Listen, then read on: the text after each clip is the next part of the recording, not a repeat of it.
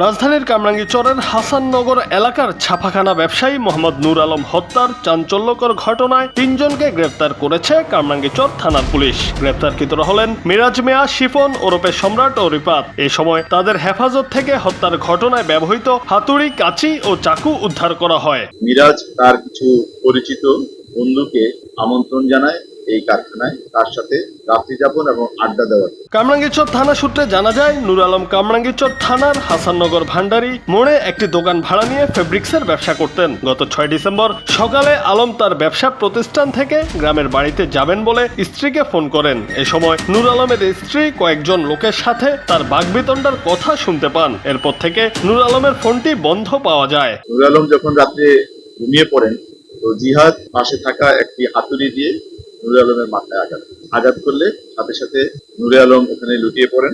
পরে বিষয়টি কামরাঙ্গীরচর থানাকে অবহিত করলে পুলিশ প্রাথমিক তদন্ত শুরু করে এবং গোয়েন্দা তথ্য ও প্রযুক্তির সহায়তায় ঘটনায় জড়িতদের শনাক্ত করে। মঙ্গলবার কামরাঙ্গীরচরে ভুক্তভোগীর ছাপাখানা থেকে কর্মচারী মিরাজকে গ্রেপ্তার করে থানার একটি দল।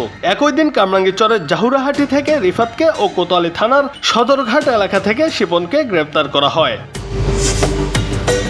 আসামিদের প্রাথমিক জিজ্ঞাসাবাদে জানা যায়, শুক্রবার 6 ডিসেম্বর ভোরে গ্রেপ্তার হওয়া শিপন, মিরাজ, রিপাত ও পলাতক জিহাদ সহ অজ্ঞাত 2-3 জনের সহায়তায় নূর আলমের মাথায় হাতুড়ি দিয়ে ও শরীরের বিভিন্ন স্থানে চাকু দিয়ে আঘাত করে তাকে হত্যা করা হয় এবং মরদেহ বাথরুমে নিয়ে 2 খণ্ড করে তারা। পরে মরদেহের খণ্ড দুটি পলিথিন ও কাপড় দ্বারা পেঁচিয়ে একটি বস্তায় ভরে ছাপাখানার ভেতরে টেবিলের নিচে মেঝে ভেঙে মাটি চাপা দেওয়া হয়। এরপর জায়গাটি বালু ও সিমেন্ট দ্বারা ঢালাই করা হয়। ছাপাখানার ভেতর থেকে মেঝের ঢালাই ভেঙে ভুক্তভোগীর 2 খণ্ড মরদেহ উদ্ধার করেছে পুলিশ। ওই রুমে 2টা চাকু ছিল, গৃহস্থালিতে ব্যবহৃত হয় এরকম চাকু।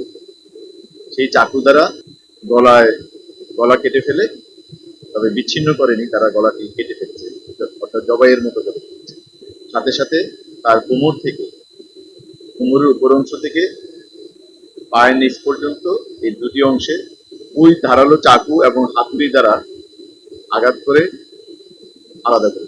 হত্যার ঘটনায় নিহতের জামাতা আতাউল্লাহ খান সজীব বাদী হয়ে কামরাঙ্গীরচর থানায় একটি হত্যা মামলা দায়ের করেছেন। ঘটনার সুষ্ঠু তদন্ত ও অন্যান্য আসামিদের গ্রেফতারে অভিযান অব্যাহত রয়েছে। ওই যে রুমে যে ছাপার কাজে ব্যবহৃত বড় টেবিলের মতো, ওই টেবিলের একটা কোনায় একপাশে ঢালাইকৃত যে জায়গাটা আছে, হালকা ঢালাইকৃত, নিচে ইট, উপরে সিমেন্টের কলের দ্বারা এরকম ঢালাইকৃত একটা জায়গায় তারা একটা গর্ত তুলে ওখানে ওই লাশটাকে মাটি চাপে।